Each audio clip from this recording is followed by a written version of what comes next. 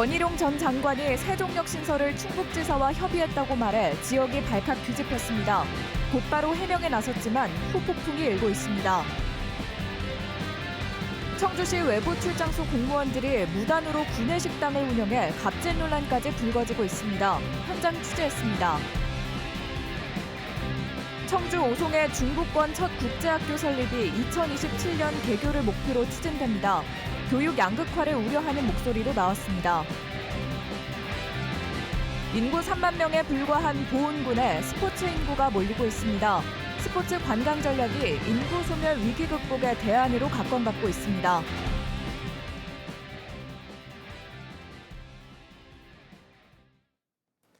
네, 시청자 여러분 안녕하십니까? 계속해서 MBC 뉴스투데이 충북입니다. 국민의힘 당대표에 출마한 원희룡 전 국토교통부 장관이 재임 당시 이 세종역 신설을 충북지사와 협의했다고 말해 지역이 발칵 뒤집혔습니다. 김영환 지사는 즉각 부인했고 원 후보 측도 합의한 것은 아니었다고 뒤늦게 해명했는데 충북도민단체에서는 원희룡 후보의 정계 은퇴까지 요구하는 등 후폭풍이 거세게 일고 있습니다. 정재영 기자가 전해드립니다. 논란의 원희룡 후보 발언은 세종시를 방문한 자리에서 나왔습니다. KTX 세종역 신설과 관련해 충북과의 주고받기 문제만 해결되면 할 수 있게 내부 정지 작업을 해놨으니 당대표가 되면 해결하겠다고 약속한 겁니다. 이미 해놨다는 내부 정지 작업이 뭔지 질문을 받자 KTX 광역철도를 거론하면서 충북이 요구해온 청주 도심 통과 노선을 국토부 장관 재임 시절 자신이 확정했다고 주장하더니 깜짝 발언을 이어갔습니다.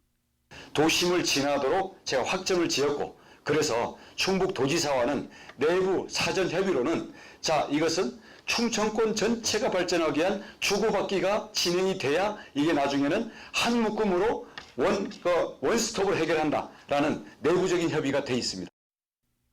청주 도심 통과를 충북에 주고 대신 세종역을 받는 걸로 충북지사와 얘기가 된 것처럼 표현한 대목입니다.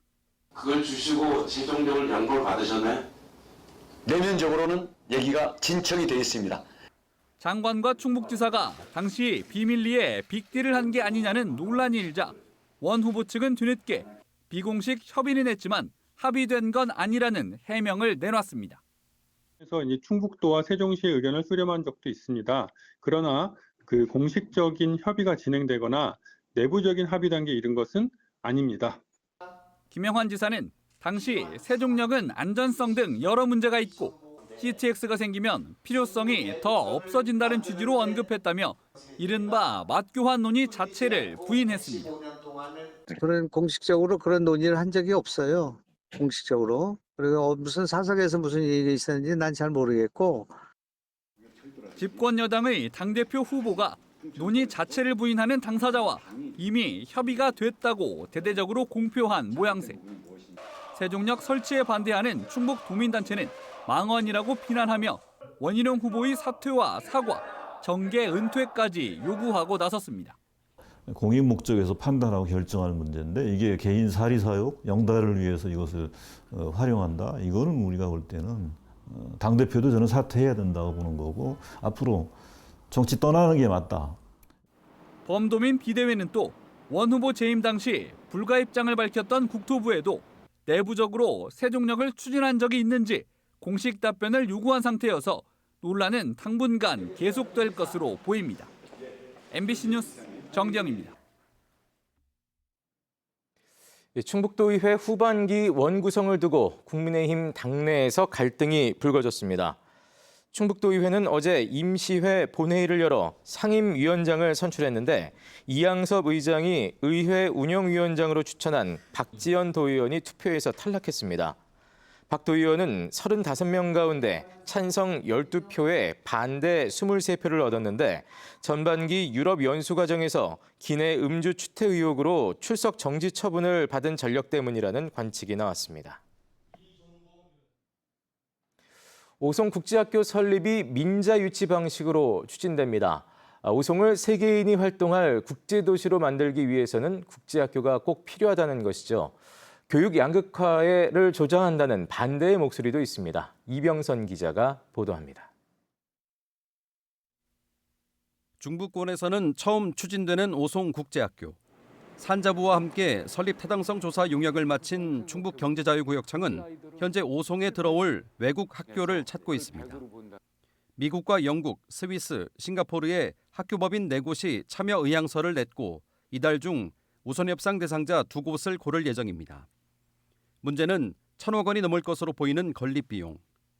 4만 제곱미터에 육박하는 부지를 매입하고 유치원과 초중 고등학교까지 짓는 비용 일체를 민간 투자 방식으로 해결한다는 계획입니다. 복합개발, 즉 민간 사업자가 공동주택과 상업시설 등을 같이 조성하고 수익 일부로 국제학교까지 짓도록 해 공공기여를 받는다는 겁니다. 개발업체에서 이런 쪽에 국제학교와 관련된 이런 부분을 좀 기여를 해서 이렇게 진행하려고 그러는데 그 시점이 아마도 10월 달이나 11월쯤 그렇게 예측하고 있습니다. 기존 충북경제자유구역 내에는 국제학교를 지을 땅이 없어 추가로 확대 지정하는 용역도 진행하고 있습니다. 유치원부터 초중고등학교까지 800명을 모집해 2027년 하반기 개교한다는 계획인데 일정 정원은 충북 학생들로 채우는 방안을 검토하고 있습니다. 충북에 있는 자녀들이 갈 수 있는 이런 부분의 룸을 만들어야 된다고 보고 있고요. 이렇게 돈 많은 아이들 이런 부분을 떠나서 장학금 제도도 반드시 있어야 되겠다. 외국인 정주 여건을 개선하고 지역 인재를 양성해 오송을 세계인이 활동하는 국제도시로 만들겠다는 게 충청북도의 구상.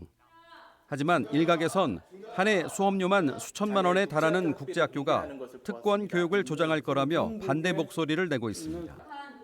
또 기존 국제학교들의 내국인 학생 비율이 외국인에 비해 훨씬 높다며 외국인 정주 여건과의 연관성도 증명되지 않았다고 반박합니다. 공교육 강화를 통한 교육 격차 해소와 양극화 해소가 시대적 요구라는 것을 생각할 때 교육의 불평등과 사회적 양극화를 조장하는 국제학교 설립 추진은요 당장 중단되어야 합니다. 한편 국제학교 설립 인가권을 갖고 있는 충북교육청은 충청북도의 추진 상황과 찬반 여론을 주시하고 있습니다. MBC 뉴스 이병선입니다. 청주병원이 법인 허가 취소로 문을 닫게 된 것과 관련해 시민단체와 야당이 청주시를 강력히 비판했습니다. 충북시민사회단체 연대회의는 실질적인 지원 방안 없이 재산권 침해와 희생을 강요한 청주시에 가장 큰 책임이 있다면서 무책임한 행정의 전형이라고 비판했습니다. 청주를 지역구로 둔 더불어민주당 국회의원 4명도 공동 성명을 내고 청주시가 지역병원을 추가 유치하기는커녕 오랫동안 유지했던 병원 소멸을 방치한다면 시민을 위험에 빠뜨린다는 비판을 피할 수 없을 것이라고 밝혔습니다. 국민의힘 엄태영 의원이 현재 혁신도시로 제한된 공공기관 이전 대상 지역을 비혁신도시까지 확대하는 내용의 혁신도시법 개정안을 대표 발의했습니다. 엄태영 의원은 혁신도시가 아닌 지역의 역차별 문제를 해결하고 인구 감소 지역에 지역 특성에 맞는 공공기관이 이전해 국가 균형 발전에 기여할 것이라고 밝혔습니다. 청주시 공무원들이 문희문화재 단지 기간제 근로자에게 직원 식사를 준비시켰다는 논란이 일었습니다. 취재 결과 이곳 외에도 청주시 공무원들이 무단으로 구내 식당을 운영한 사례는 적지 않았습니다. 전효정 기자의 보도입니다. 이곳은 청주랜드의 어린이회관입니다. 10여 년 전부터 전시관 건물 지하 1층에서 직원들의 점심 식사를 준비하기 위해 별도 허가나 신고 없이 자체적으로 식당을 운영하고 있는데요. 식당을 한번 찾아가 보겠습니다. 안쪽으로 들어가자 점심 식사 중인 공무원들이 가득합니다. 지난 2017년 청주시의회가 조례 개정을 통해 어린이회관 부대시설 항목에서 식당을 삭제하고 시설 안에서 음식물 섭취도 제한했지만 취사시설을 설치하고 공무원 구내식당으로 활용하고 있습니다. 직원들이 아는 사람을 불러 밥을 해달라고 했습니다.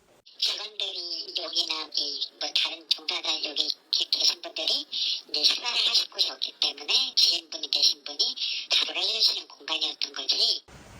식당으로 허가받지 않으면 외부인은 이용할 수 없지만 누구나 식사할 수 있습니다. 취재진도 들어가서 7,000원을 계좌로 입금하고 점심 식사를 했습니다. 도시락을 싸놓기가 너무 힘들어가지고 저 가방에다가 근처 상당산성의 상황은 더 심각합니다. 문화재 보호구역과 인접해 건축물 설치가 엄격히 규제되는 곳인데 공무원들이 무허가로 가건물을 설치해 식당처럼 운영했습니다. 기간제 근로자를 고용해 점심밥을 준비시키다 최근 다른 기관에서 논란이 일자 사용하지 않고 있습니다. 이제 안 먹어요. 그 점심 안 해 먹어야 애들이요. 해 먹지는 않고요. 저번에 해 먹었었는데 그 문화재단지 때문에 그때 그 사건 터지부터는 해 먹지는 않아요. 청주시 외부 출장소를 중심으로 이 같은 무단취사가 적지 않았습니다. 외부 식당까지 걸어가기에 멀고 가격도 비싸 저렴하게 밥을 해먹는다는 취지입니다. 해먹으면 하루에 만 원 8천씩 나가잖아요. 해먹으면 뭐 한 두 치만 한 달 동안 먹는데. 앞서 청주 문희 문화재단지에서는 주변에 식당이 없다는 이유로 70대 기간제 근로자에게 점심 식사를 준비시켰다 갑질 논란까지 불거졌습니다. 시설물 정비 업무로 채용한 뒤 식자재 구매에서 식사 준비까지 과중한 업무를 시켰다는 비판이 청주시 홈페이지에 쏟아졌습니다. 허가되지 않은 공간에서 화재의 위험성이 있는 치사 행위를 했다는 것은 공무원 스스로 법규를 위반함과 동시에 위험 불감증이 낳은 행위라고밖에 볼 수 없습니다.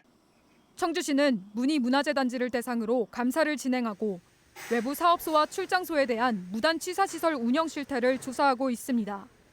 MBC 뉴스 전유정입니다. 여름철 전지훈련에 나선 각종 스포츠 선수단이 인구 3만의 작은 농촌 지역인 보은군으로 몰려들고 있습니다. 저렴한 숙식비에 또 경기장과 훈련장을 잘 지어놨기 때문인데요. 1년 내내 보은군에 머무는 팀까지 생겼습니다.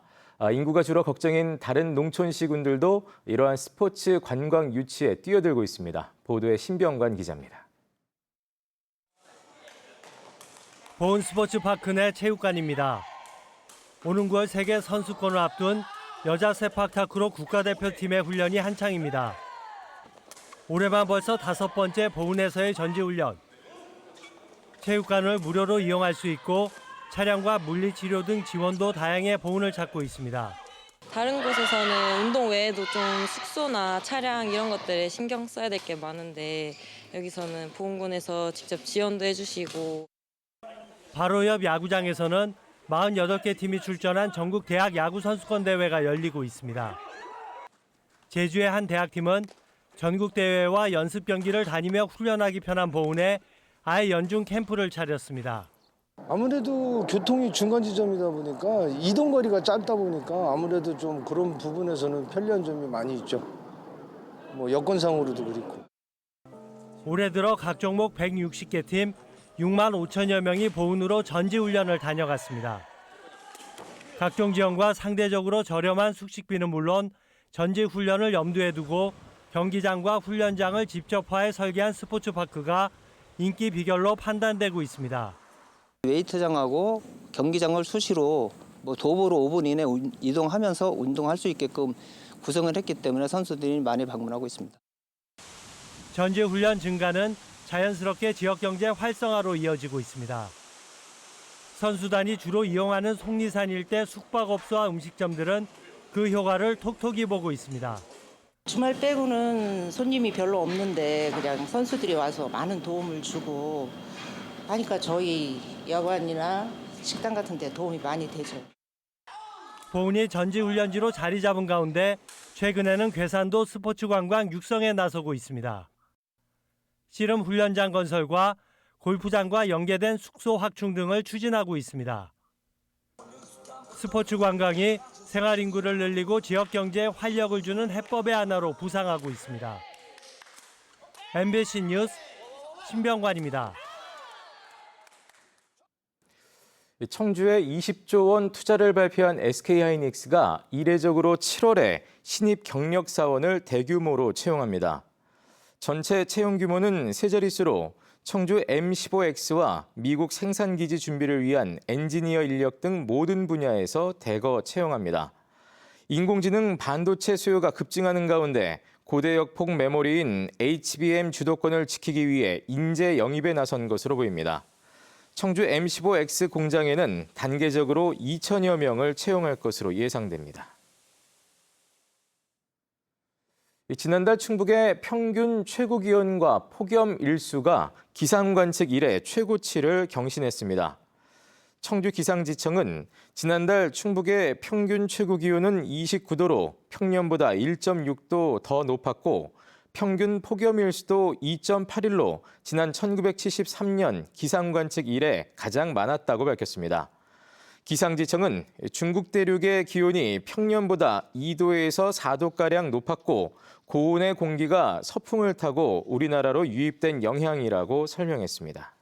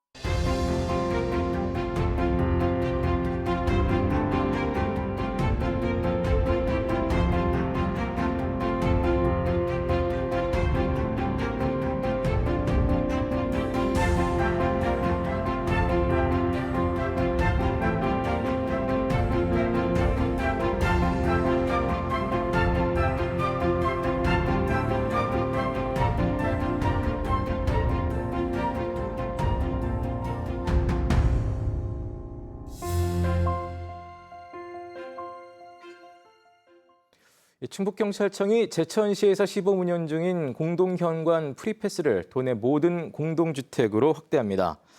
공동현관 프리패스는 경찰관이 경비실이나 신고자를 호출하지 않고 사전에 등록한 마스터키로 공동현관을 곧바로 통과할 수 있는 제도입니다. 경찰 관계자는 올 상반기 범죄의 절반이 공동현관이 있는 아파트에서 발생했다면서 공동현관 프리패스가 도입되면 경찰의 신속한 출동이 가능해질 것이라고 밝혔습니다. 헬스장을 운영하면서 민간인까지 폭행한 현직 경찰관이 해임됐습니다. 청주 상당경찰서는 징계위원회를 열어 상당경찰서 소속 40대 경사를 해임 처분했습니다. 해당 경찰은 지난해 10월 청주시 용암동의 한 헬스장에서 20대를 폭행한 혐의로 불구속 송치됐습니다. 또 겸직 금지 의무를 위반하며 헬스장 3곳의 운영에 관여해 감찰 조사를 받았습니다. 수십 년 동안 도로로 사용하던 빌라 입구를 토지주가 자신의 땅이라며 울타리로 막은 일에 대해 법원이 토지주에게 벌금형을 선고했습니다. 청주지법 형사 1단독 권노을 판사는 일반 교통방해 위반 혐의로 기소된 34세 토지주에게 벌금 300만 원을 선고했습니다. 권 판사는 주민들이 토지 사용료 납부를 거부하자 차량 통행이 불가능할 정도로 펜스를 설치해 불편을 일으켰다고 양형 이유를 밝혔습니다. 충주 지역 소방과 응급의료기관으로 구성된 응급의료 실무협의체가 원주 세브란스 병원과 업무 협약을 추진합니다. 이에 따라 충주 지역에 중증 응급 환자가 발생했을 때 가까운 권역 응급의료센터인 원주 세브란스 병원으로 이송 치료가 좀 더 원활해질 전망입니다.